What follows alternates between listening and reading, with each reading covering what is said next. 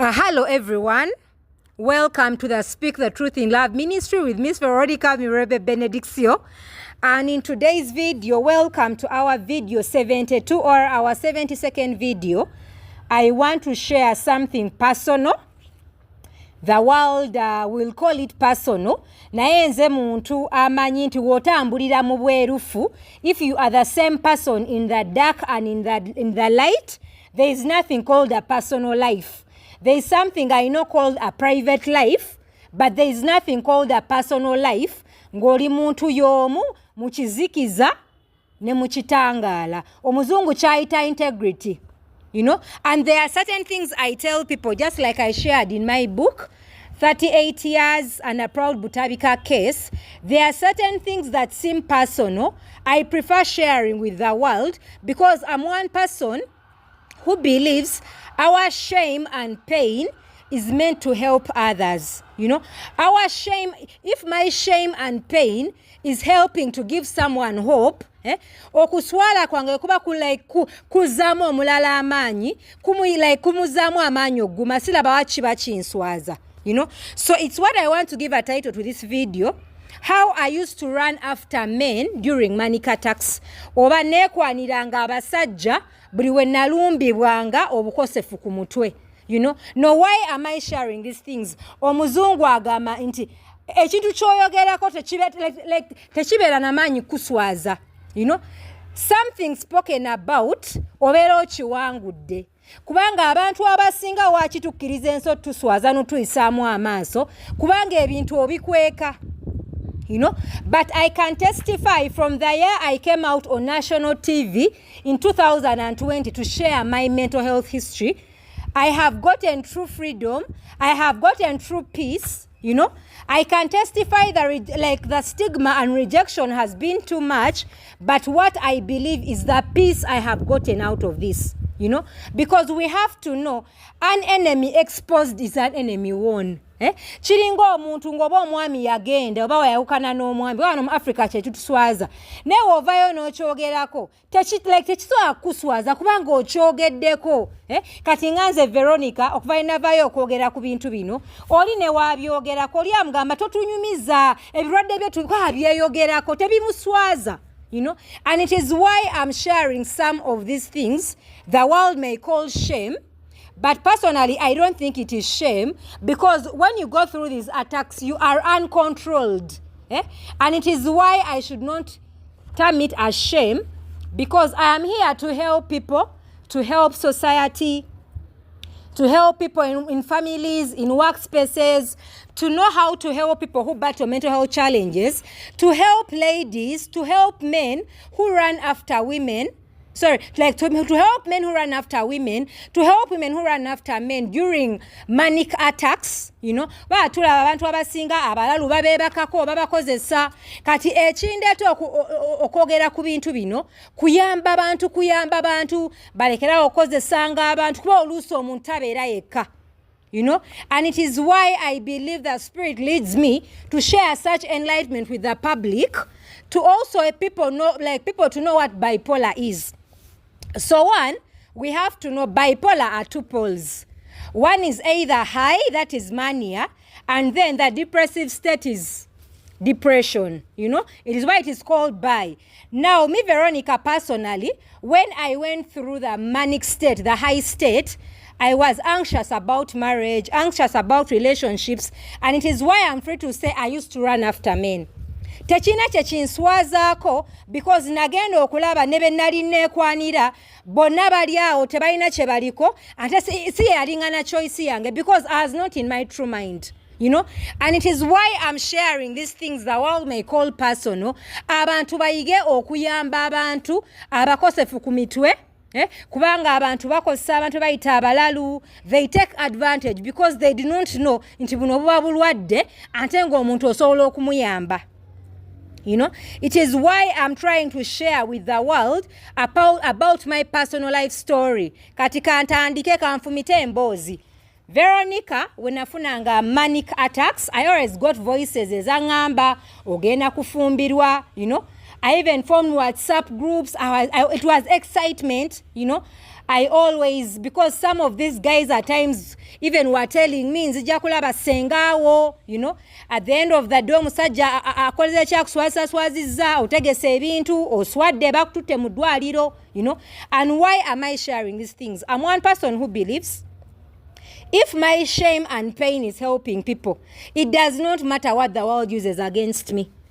Because there are things we take for granted. I am told by so many people. People will use things against you. I'm one person who knows.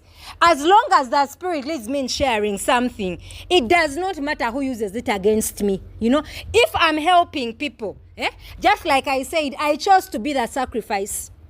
I lost work, I lost opportunities, kwa buli omu atyomu okwesembereza omulalu. Kati nakkiriza okuba saddaaka okuyamba abo abayita mu bukosefu mu mutwe nga neeyogerako. I'm free to share about my story. Neogenda ku internet ebintu byonna ebiri mu bitabo mu ebiri.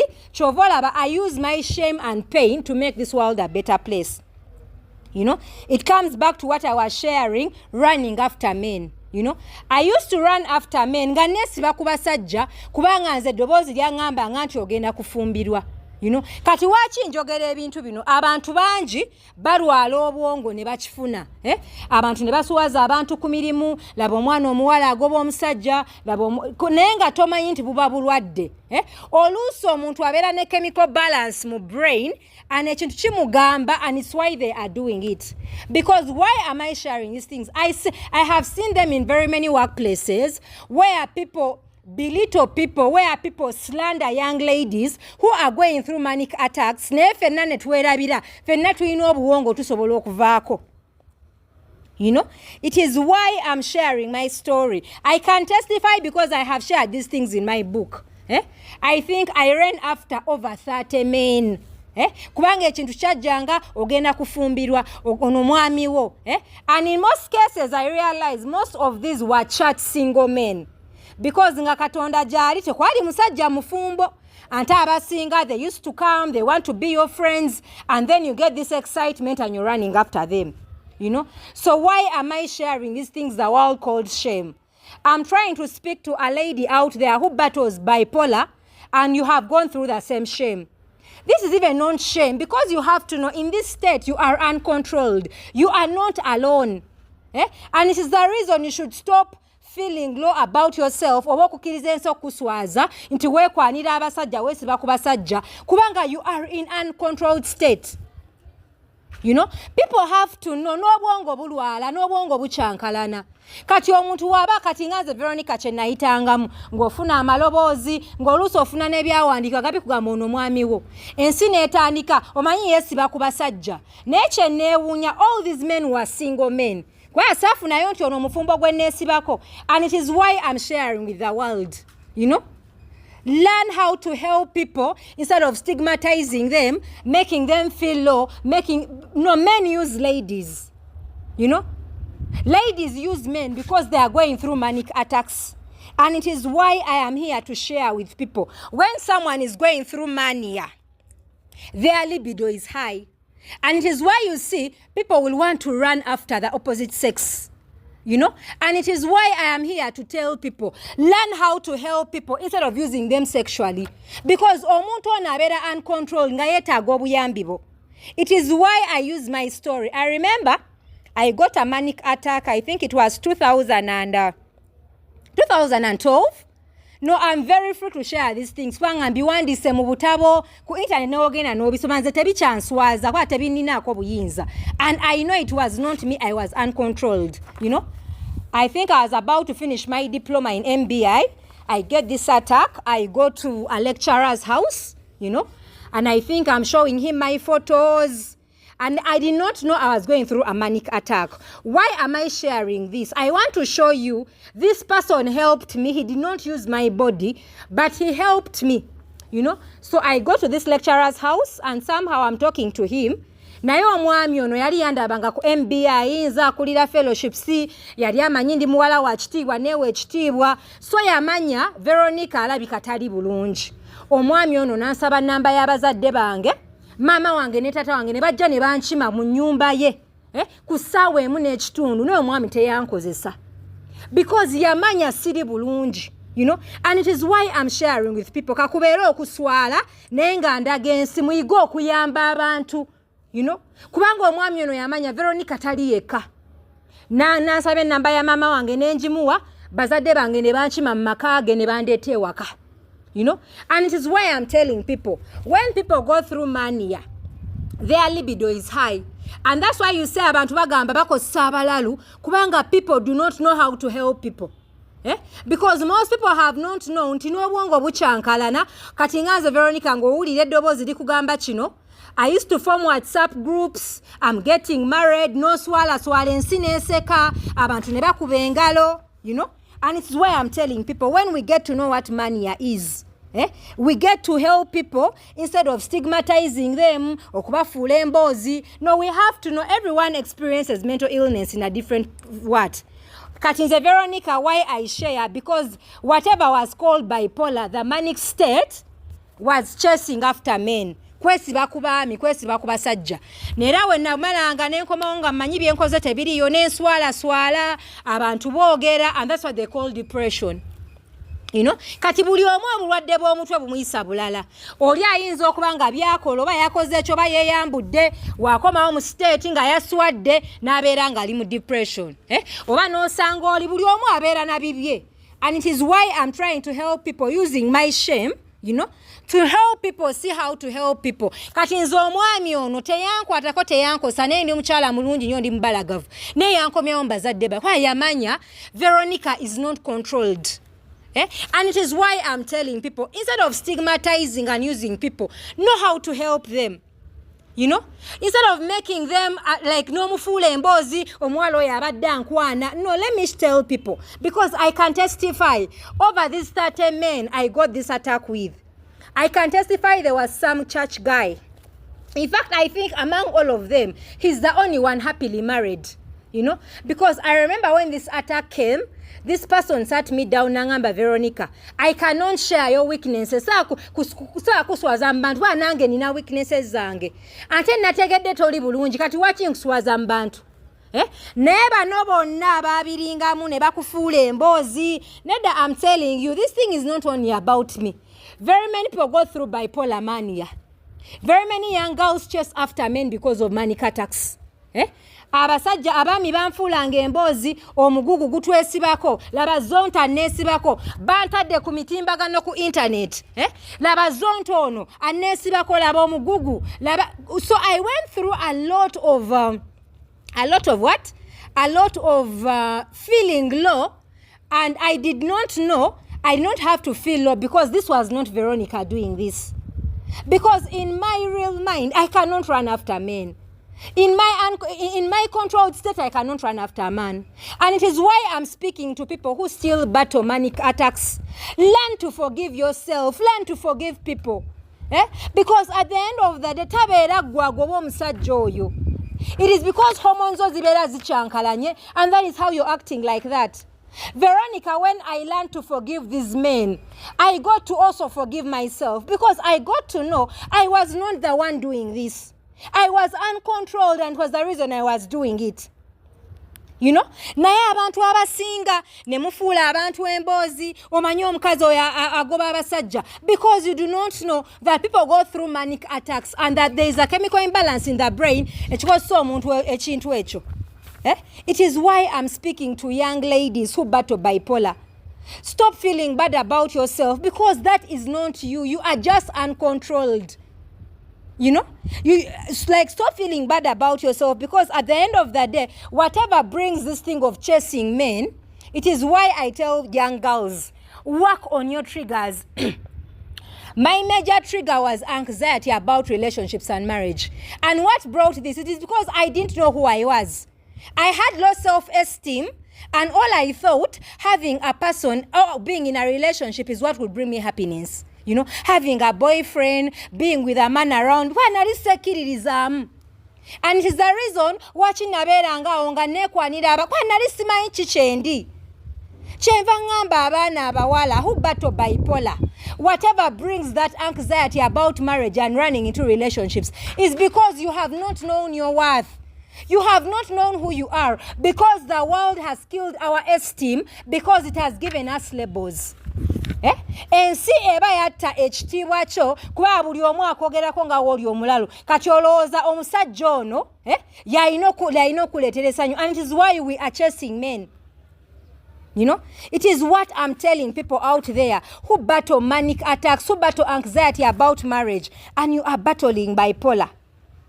You know, that is not you. And learn how to forgive yourself. Because the mission of these things, sitani or like mission yachi no weto ulira nti waswadde ense njogerako nekwanira abasajja wette. You know, and it is why I'm telling people, do not allow that shame. Do not allow what you go through when you are uncontrolled give you a definition, because that is not you. No, there is something I tell the mentally challenged. Gwe kyoyitamu kino kye bayita obula lwakuba ensi ekiraba naye abantu buli omu alina kyayitamu. It is because ekiki ensi ekiraba n'oswala naye buli omu alina kyayitamu. Kyova olaba ndi wano okuzzaamu abantu amaanyi. Teweemalanga mu ssuubi ddala ng'oli mwana muwala, you go through bipolar and you are running after men. You know, because that is not you. If you work on loving yourself, on working on your esteem issues, you will not run after men. You know, and what am I sharing? What brings all this is because our esteem is killed because the world has given us a label. No, Belangwa, you do not have esteem. No, personally, I can testify. Growing up in a family of 6 girls that was so slim, my sisters always made me think, you know what? Like, you are nothing, you know, because there were comments that were passed by my own siblings, and I think they hardly know they killed my esteem as a young child. No, let me give an example. I remember we had a family, like our first sisters who got married, you know, were all excited we are going to be maids. My sister tells me, Veronica, you cannot be a maid because of your weight. You know, she may have thought she just did, but she did not know. She was trying to point a picture. You cannot be a maid. Oh, you know. No, there are things I tell people. It is our own killing, our esteem, even unknowingly. No, there was a time in my family, you know, growing up 6 sisters, and I think baina abami abanonya abachala. Olina aleta tekayo vero. Vero go mugugu echo chimama ani achagala. And you do not know it is your own that are killing your esteem, you know. And what does this lead to? Kutanika goba kwate wekiririzam, because your own are killing your esteem. No, we live in families abantu nga abazadde n'abaana babaswaza. Omuntu n'abeera waka nga alina disability ne family agiswaza. Your family is not proud of you. Baganda, like you seem shame to everyone. You are a disgrace. Abagenyi ne bajja waka ne bakweka omuntu. Oli mukweka atuswaza. Naye kanjogere n'omuntu agwenga through any disability. No, let me go give hope to someone. Most especially ensi beyita abalalu. Nawe ensi gweyita omulalu. Katonda akwagala ye yakutonda. Lekera okwemalamu amaanyi n'essuubi. Nawe family gwekweka. Abagenyi ne bajja ne bagamba genda eno. Tebagala abantu kola ntuyina ekintu mu nnyumba. Nawe Katonda akumanya ate yakumanya nga tonnava mu lubuto lwa maamawo. Because even your own can keep you low. But when you get to know biblical truths, God said he knew you before he formed you in your mother's womb. So do not allow the world put you low, you know, because you do not know who you are.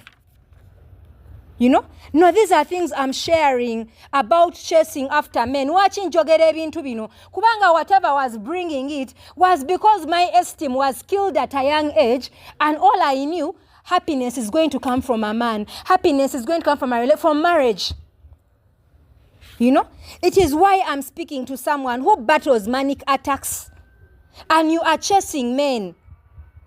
Lekera like tokirizanga bino byakweta. There are things I tell people. Suicide is a temporary solution to a permanent problem. Chovola ngenda nengamba abantu goboloza bizibu genda wette tugenda kuzika obulamu bugende maaso. Buli omu alina byayitamu. Kati goloza nti ebyo oswadde nnyo nga tukuteekayo. Tewali alina buddebo. Nze nkugambye ofa leero ne tukuteekayo ku mmande obulamu ne butambula. Ne bakwerabira n'okwerabira. Kati there are things I tell people. Tokirizanga nsi kumalamu maanyi. Kubanga ensi ekulabye nga you are uncontrolled. Kubanga ensi ekulabye nga weesiba ku basajja. Tokirizanga nsi kumalamu maanyi. Forgive yourself. First of all, forgive yourself and forgive people. Like what I did, Veronica, I had to first forgive myself because I knew this is not me doing this. And then chirabi ababasajja ababinkolanga bakubawo ne bankwana. Naye kati obudde bwagenda walinalinga mugugu kati alaba kamoddo tewali budde. Ngaye bagamba nti embwa simanya a dog returns to its vomit. Wakati oyo takwagala omulalu teyamwagala naye akwagala lwakubala bote like alaba figure joyina. And it's why I'm telling people. Tewemalamu subi, tewemalamu manyi. You know? Because at times the world belittles people and see engeri just stigmatizing abantu. No, let me tell people. When you get to know certain truths, because Veronica, I'm not the only one going through this.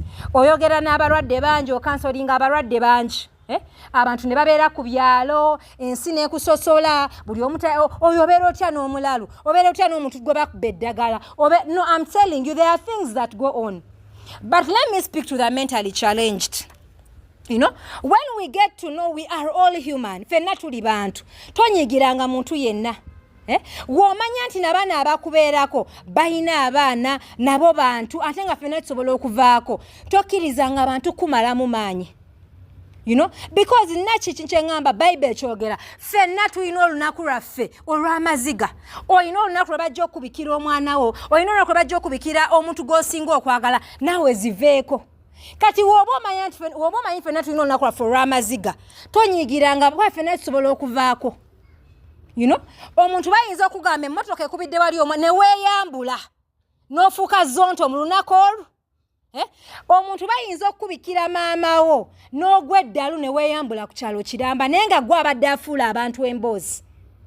Bino bye ŋŋamba kiringa okusekerera abantu nti laba omulema gwe tosobola kufuuka mulema. Boda zisa okuba n'ofuuka mulema. Kati there are things I tell people when you use wisdom lekerawo okunyiigira abantu. Buli omu alina olunaku lwe. Buli omu alina olunaku lwe. Nange goyisaamu amaaso nange Katonda ye yanteeka ku nsi. Nange goyisaamu amaaso n'onfuula emboozi ku kyalo nange Katonda ye yantonda. You know? And it is why I'm telling people there are things you have to know. If you battle mental health challenges, quit being mad at people. We all have our day. But nange there are things I tell people. Fenna tufiirwa. Ante kati wogende ebutabika ekiboozezza ebutabika stress. Buli omu alina stress gwayitamu. Kati womanyi nti buli omu asobola okuvaako olwa stress. Lekerawo okunyiigira abantu.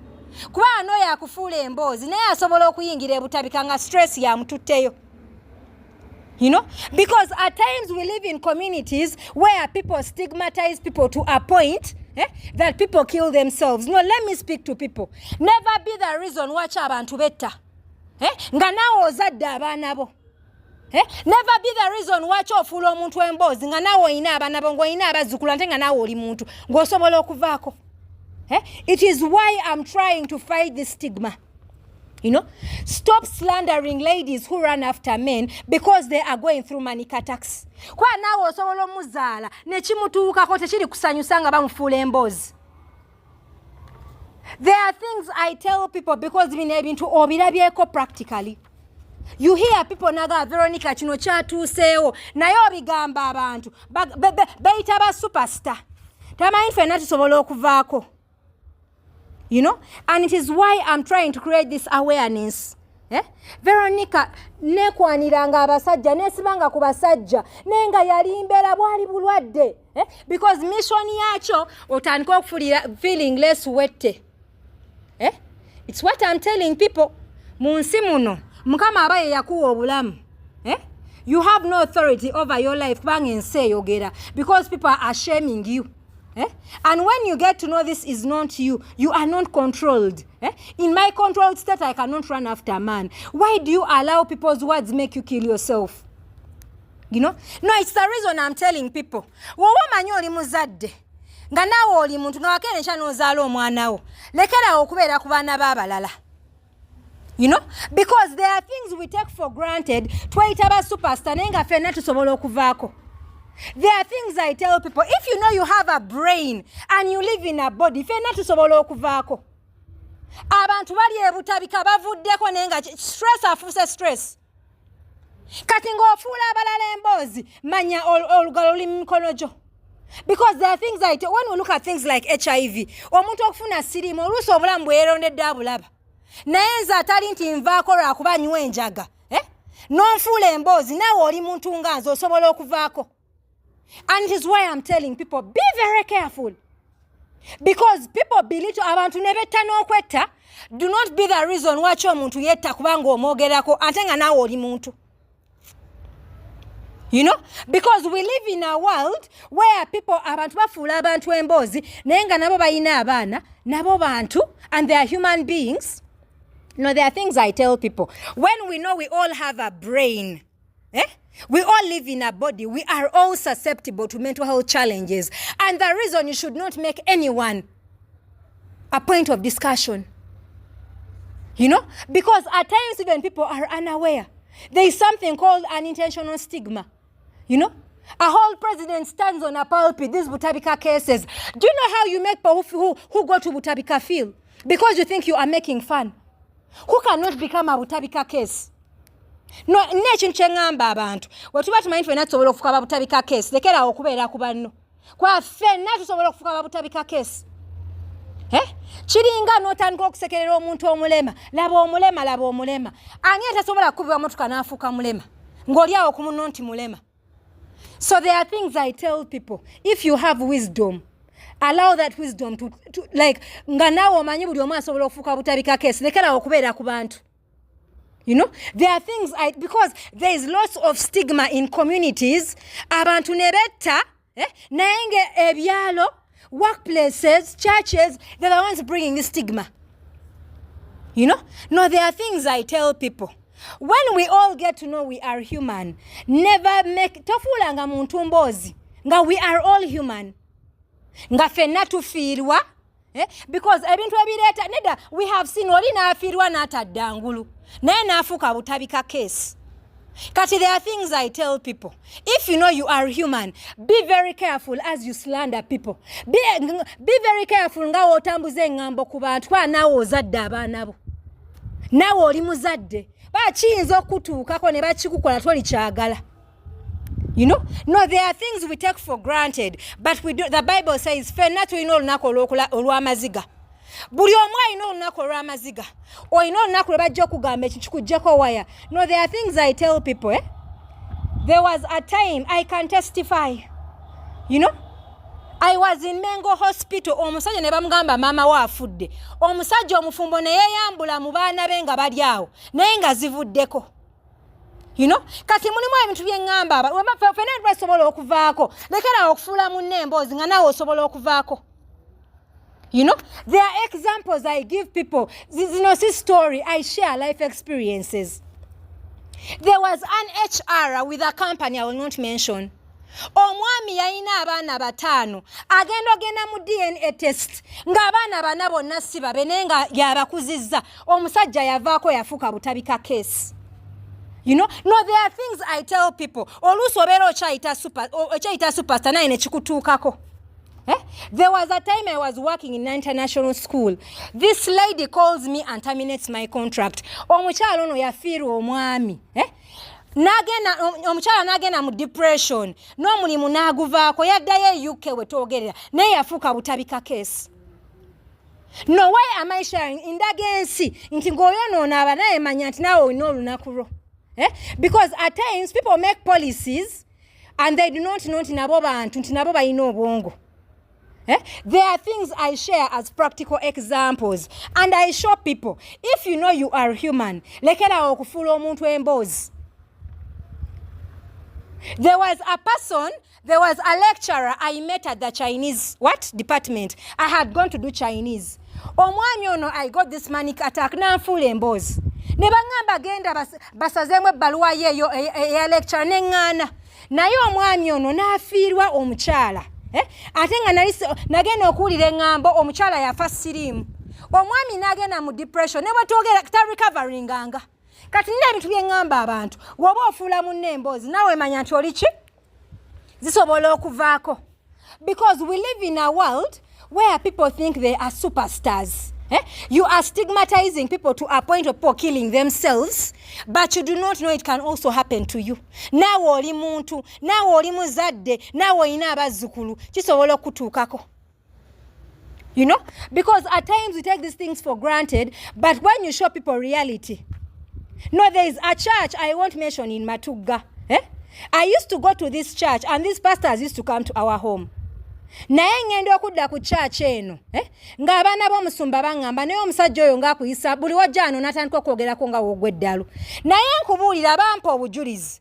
Omwana w'omusumba oyo zaavaako omusumba n'atandika n'okugenda mu kweraguza. Naye omwana omuwala yawera bujulizi yawonera butabika. Kati mulimu ebintu ebyo bye ŋŋamba oba omanyi nti olina obwongo ffenna tusobola okuvaako lekerawo okufuukira abanne eki lekerawo okufuula abantu emboozi. As I'm finishing, tulina omukyala wano ku kyalo ye yanfuulanga emboozi nga ze gurupu ezitambuza emboozi nga Vero waavaako. Muwala we n'afiirwa omwami kankubuulire ne zivaako ekyalo kyonna naye buli omu agamba naye butabika keesi wagirabako. Kati I'm telling people, woba omanyi we can all become butabika cases. Lekerawo okufuula abantu ki? Emboozi, because we are all human. We can all go through depression, and it is the reason you should stop belittling people, because we can all become butabika cases. You know? And it's the reason I am led by a spirit to share my shame to help people out there. Thank you very much for listening to me, and God bless you. Have a beautiful weekend. Veronica Mirembe Benedictio.